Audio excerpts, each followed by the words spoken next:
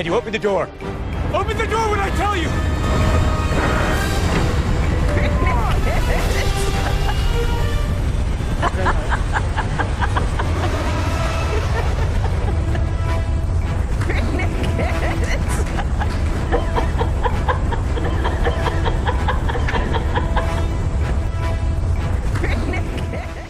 And then also from that video, I started getting a lot of messages like to my Instagram from like actual like aircraft commanders, like squadron commanders. No kidding. I had a squadron commander from North Carolina reach out to me. They had to load a C-17 full of supplies just to take a photo op for Kamala. And they never sent the bird.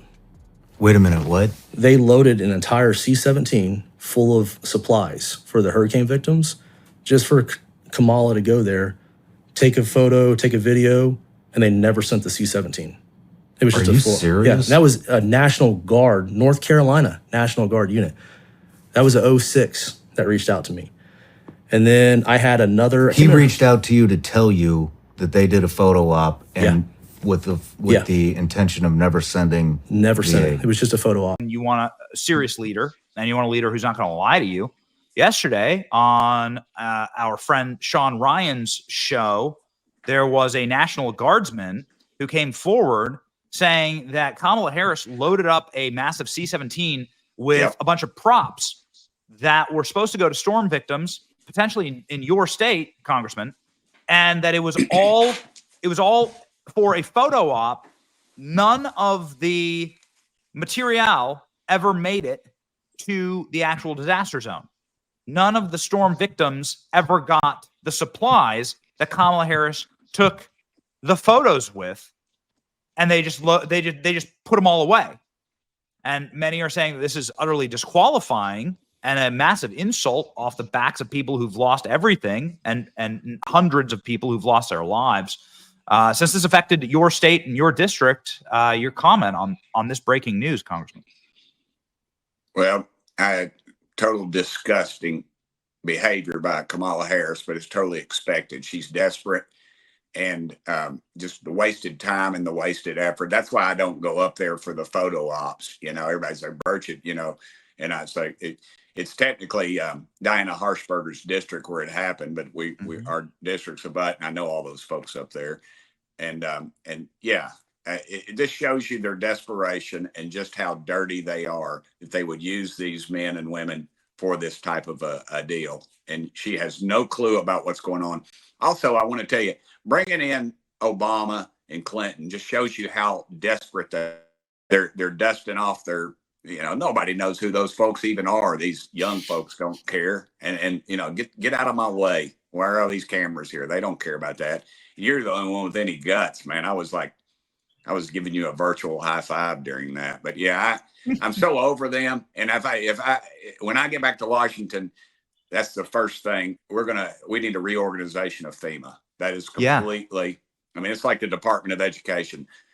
Shut it down, send that money to the states where they know best for how to do it, because they don't have a clue. All they know how to do is steal our dadgum money.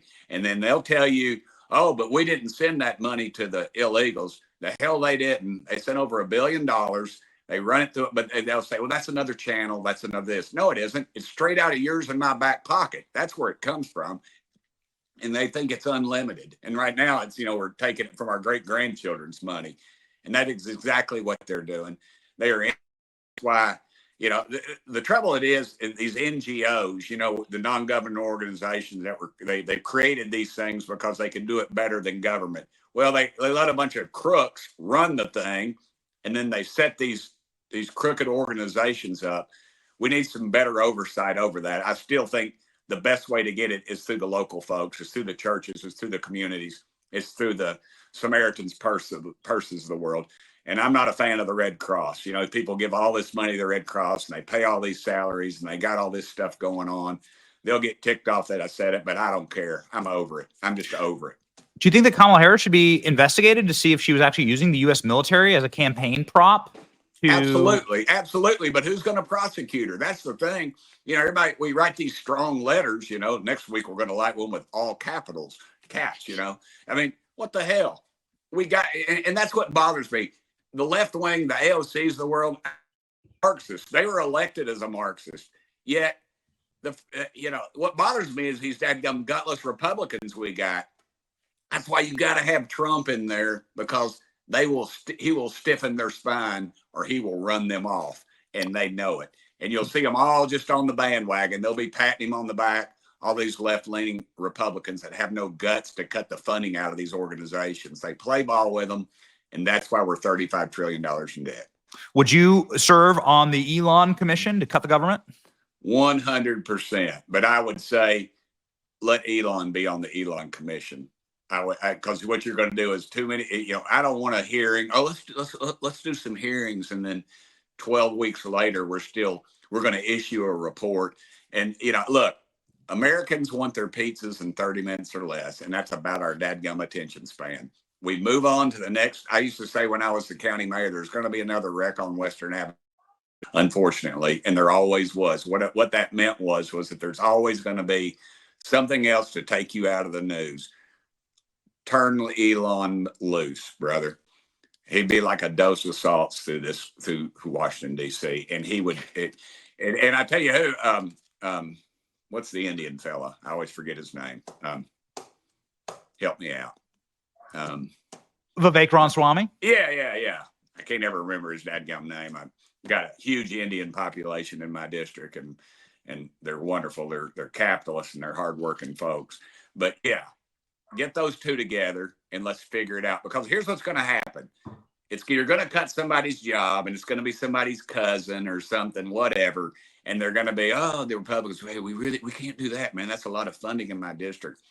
What we got to figure out is how to, and then they're going to throw it in the courts, and they're going to say we're mandated to do this. So what we should figure out, I think, is defund them, and then the department goes away, because I think you're going to find that to be a lot easier venture or way to get it done. I think we'll end up running into a lot of legal obstacles, and it'll be by our own party because we don't have any guts. Yeah, don't have any guts. I mean, and honestly, it does seem total desperation move to bring out Barack Obama, who's looking rough, Congressman. He's looking old. Like Barack Obama's 60 years old. Trump's aging a lot better than Obama. Yeah. So Obama looks weary and broken. I'm 60, so I'll arm wrestle him any day. I've seen you skateboard, Congressman. That's right. You're looking a lot better than Obama. And you have to admit, the camera does make love to me. So there you go. Yeah. Making love to strange bedfellows is something that Tim Walz said in a recent interview. He said he's going to wake up. Do we play it? We have it as a play beside, boys. He said he's going to wake up next to Madame President on Election Day, which is a very strange thing to say. Even Jimmy Kimmel called him out on it. Like, wait a second, are you and Kamala sleeping together? But this is what Tim Walz had to say. Let's play it. Waking up on November 6th with Madam President, and then that will be. Got to start from the beginning. I plan on waking up on November 6th with Madam President, and then that will be. A little strange, right? A little strange way to say that. I don't know. I saw Doug Emhoff kiss Jill Biden on the lips. So I don't know. These people are pretty creepy. Yeah, this guy's like, the cringe factor is through the roof on him. I mean, they don't, they didn't get him from Central Casting unless it was like, I don't even know, man. I never even heard of this cat when they pulled him. Exactly why they got him, because her ego did not want anybody on that stage that could even come close to outshining. And that's why, Trump is an effective leader, an effective businessman, because he's got people around him that help him get to the promised land. Mm-hmm. And comparing the vice presidential candidates side by side, I mean, there is no freaking comparison. Good gosh, it was like pro wrestling. The guy was going to like throw the towel in or something off the side, man. I was like, call this one off, boys. That was what we call a Tennessee dog whooping. So take us through. We got 25 days, Congressman. Close us out here. What's the strategy? Things are looking good, man. Things are looking good. Yeah. Well, it's like NASCAR, Benny. You don't want to be just right out front too far coming in. You kind of like to be second so you can draft your opponent to the last last curve, and then you swing out and you draft them and you go buy them. And I think that's what Trump's doing right now. I think that we are even, if not ahead, in a lot of the swing states.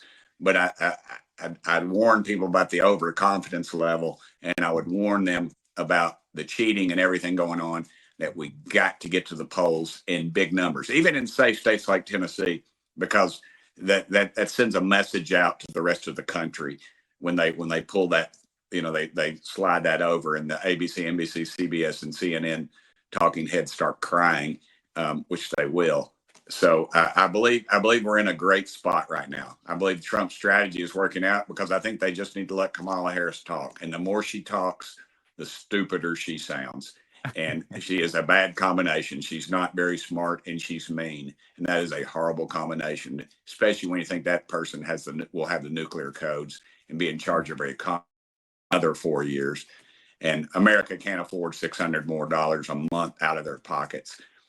And if just how they've run FEMA is how she will run the country.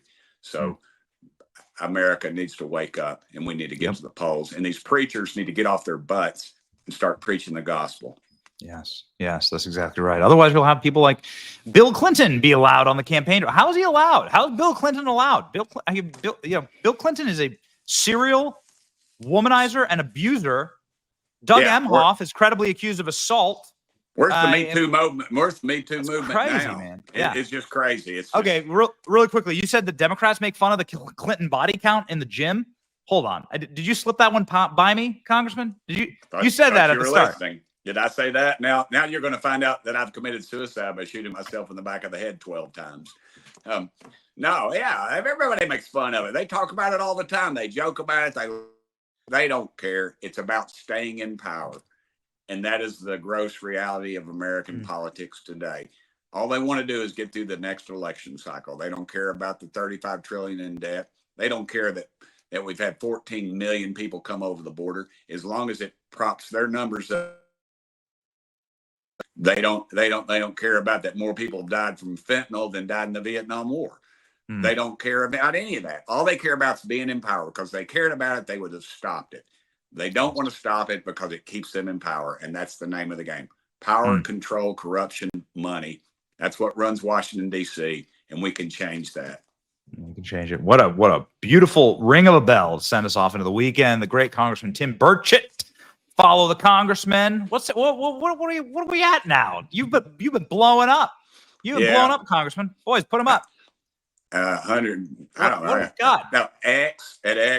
Yeah. Cool.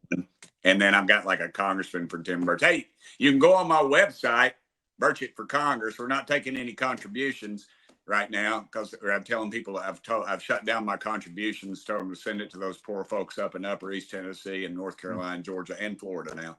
But love you, Benny. God bless you, man. Let's take our country back. That is a graveyard right there, and that is my mom and dad's grave right there, Veterans Graveyard. And they've and some very kind Jewish folks come by and put rocks on their graves. Daddy fought in the Pacific, but Mama lost her brother fighting the Nazis, so they always remember us. God bless you, Benny. Thank you. God bless you, Congressman. I love the videos with you and your girls when you come home. You know what? You gotta have a reason to fight, man. You gotta have a reason to fight. Yeah. And that's mine. So God bless you, Congressman. Have a great weekend. We're gonna win this one. I've only seen you in person one time, Benny, and that was at the convention. And in the camera, like, really doesn't do you justice. I just want you to know that. Especially from the little closet in our evacuation home here.